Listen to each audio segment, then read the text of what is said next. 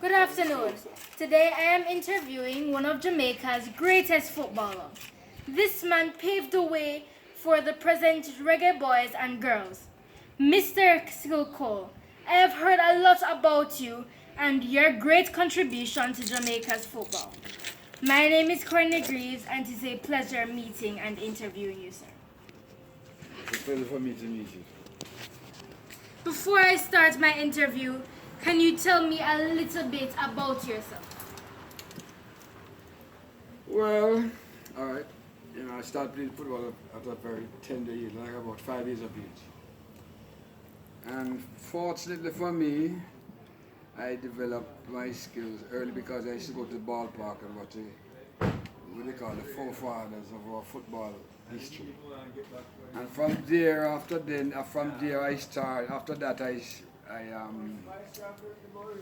I started, I put so much emphasis on football that I started playing football at tender age for my country. I became a national player at 15. And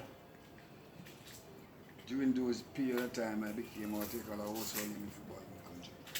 So I was able to generate and to inspire a generation, my generation. And it has helped to develop a lot of good players during that my period, during my generation. So I was sort of what you would call the one that's the standard bearer. And because of my dominance of the game during the 60s and the 70s, I was more like a model. So players will try to emulate, and when you become legendary, you find that easy to happen. So as I said, I started very early at tender age, and I developed, I trained, I worked hard on. My father helped me, and parents, my mother and father helped me to develop and to make me attain to that standard that I acquired. If it wasn't for my mother and my father, I don't think I would have accomplished what I accomplished. So that's part of it. But I worked hard, and I kept the focus.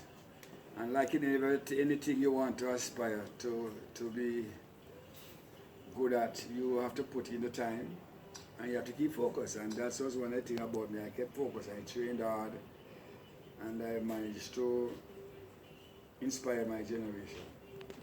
And I became legendary because of that. So it's all about us working hard and keep the focus. Okay, thank you. Can you tell us the history of Jamaica football in your generation? We have already learned that Jamaica football history started in 1893 and the 90th century, and Jamaica made its first appearance against Haiti in 1925. What else would you like to tell us about Well, of football? course, it was the British that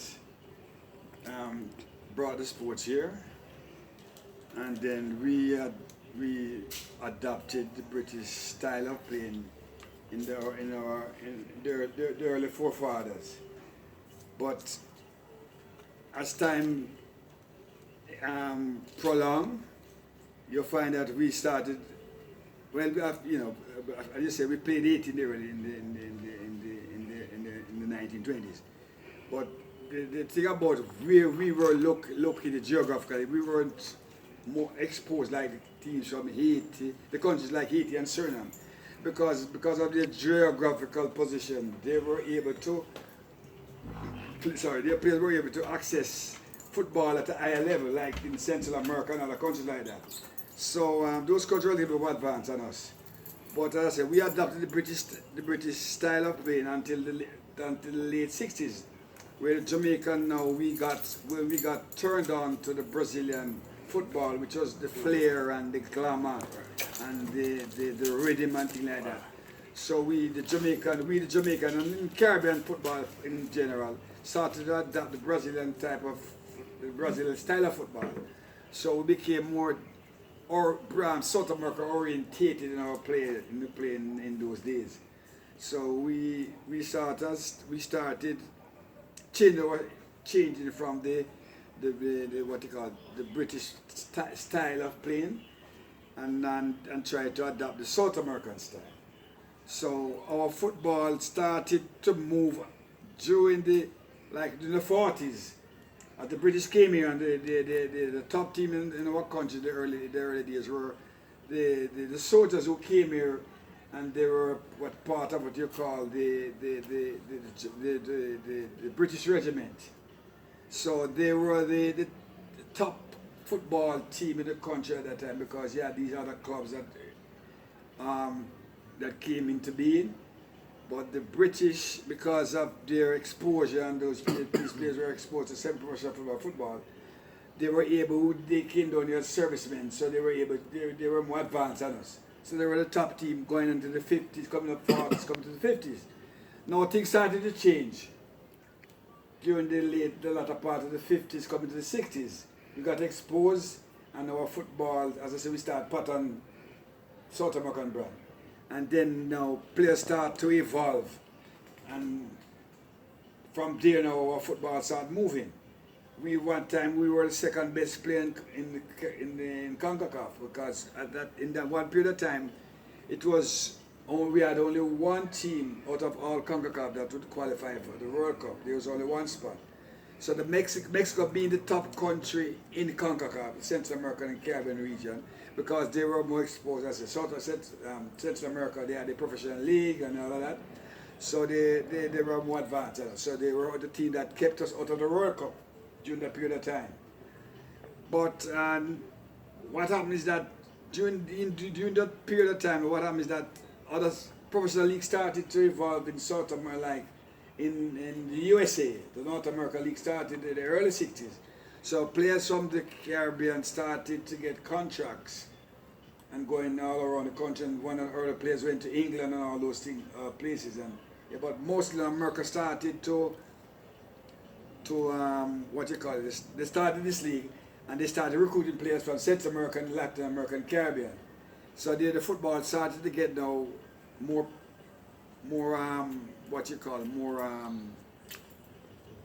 started getting more recognition in the region. So therefore, players started to put more into the sport, because before we were amateurs. You'd come home from work, guys come home from work and train like for an hour, half an hour.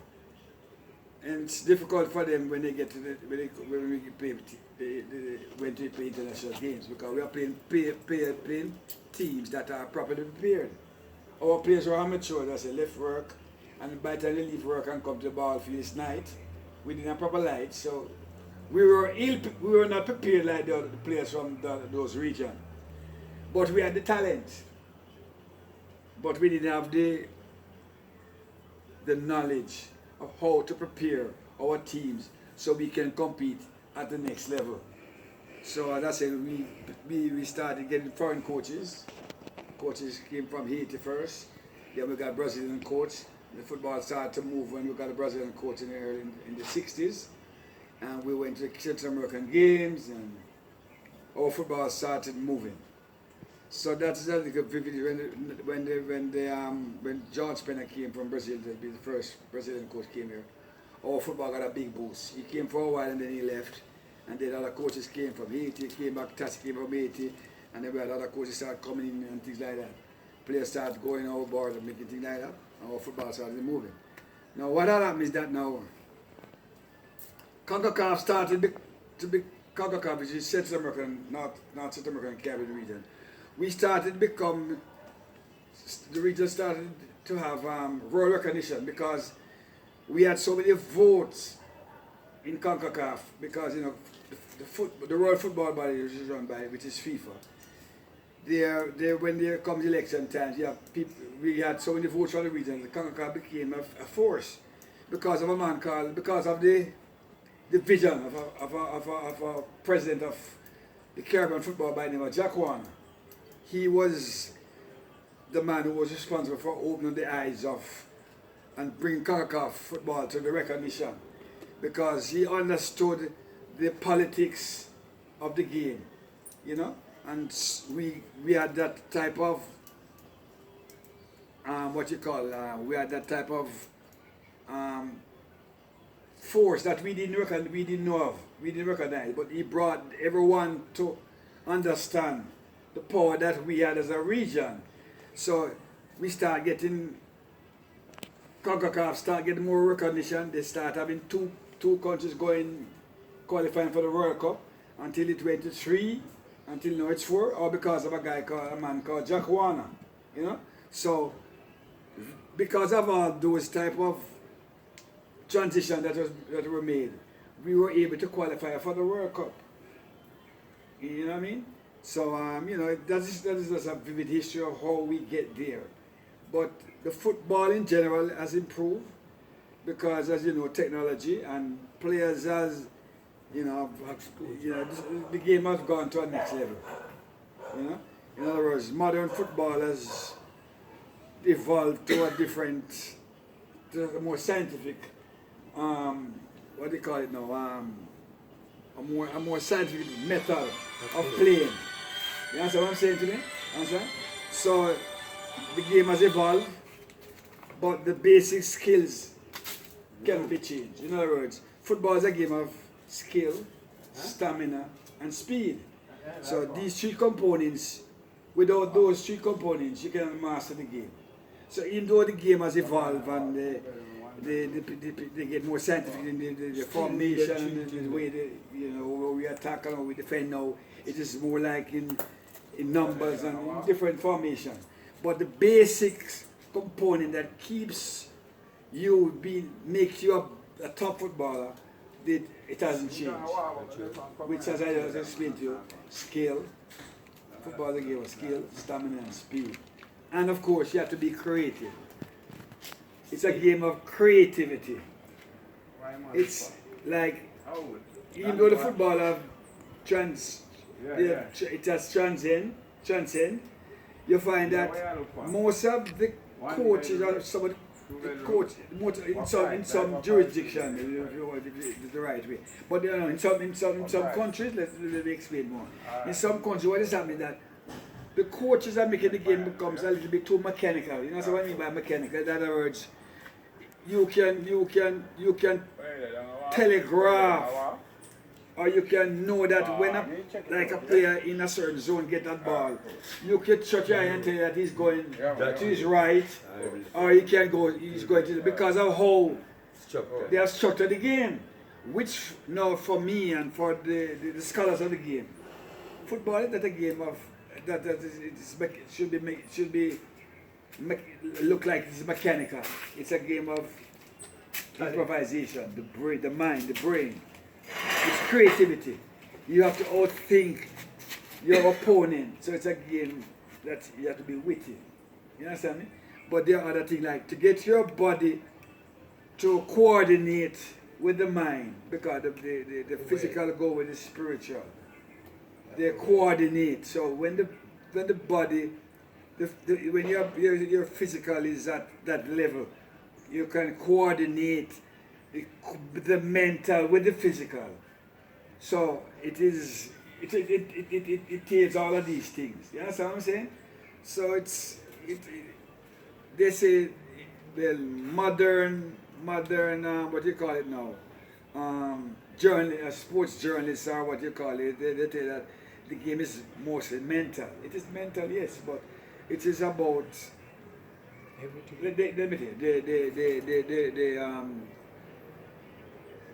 they complement each other. The physical complements the mental. You understand me? You understand what I'm saying? I want you to answer what I'm trying to say to you. The physical, what they say to you? It complement the mental. In other words, let me explain something to you. You're playing a game of 90 minutes of football, okay? When it reaches 75 minutes, you're windy. Your physical is down because you're not prepared properly to play in the 90 for the full duration. Okay? Now, your physical starts to get down. The wind, the oxygen not pumping as before. You have that free flow of oxygen so you can keep going. thinking drops. So you're thinking. It starts to affect your thinking, your thought plan. You're not as alert Right. as when you're physically attuned. You understand what I'm saying? That level of coordination will deteriorate because Okay, thank you, sir. And before we go, I just wanted to ask you, is there anything that you would like to say to my fellow classmates and teammates on how to stay focused and follow your dreams? you just said it. To stay focused. Anything you want to whatever fields you want to endeavor. Alright? You have to keep the focus. If you want to do track, if you want to do law, if you want to do music, if you want to do football, if you want to do cricket, if you're going to do academics, you have to keep focused. Just keep being focused, is keeping online with what you are, what you want to do then. You know that, all right? I want to be good in history. And I want to be good in English. So I'm going to read a lot of my history book. I'm going to do a lot of reading because I want to open up here. So I'm keep focused. I do a lot of reading. I read a lot of history book. Same thing apply. If you're doing maths, when you come in as a youngster, you have to grasp the fundamentals. Like you have to understand. You have to master your timetable. If you don't master those basics and keep focused, you're not going to make it. So you try to EMI. So for us to try to get to wherever the pinnacle, focus, discipline. You understand me? And that is the thing now where this causing problem in certain part of our society now. The focus and the discipline. Breaking down the discipline and the focus is not there. Some people focus better than the focus, and the thing that will help us to elevate our living and things like that. So it's to your classmate, you have to just keep focused. And whatever you want to do, you have to keep focused. Okay, thank you, Mr. Skillcole. It was a pleasure interviewing you and meeting you. So, on behalf of all my classmates and my teammates, I want to say thank you. My dear, welcome. Right? Anytime. If you have any problem, any question, everything you do, you have to work. But anything you do, you have to work. Hard work.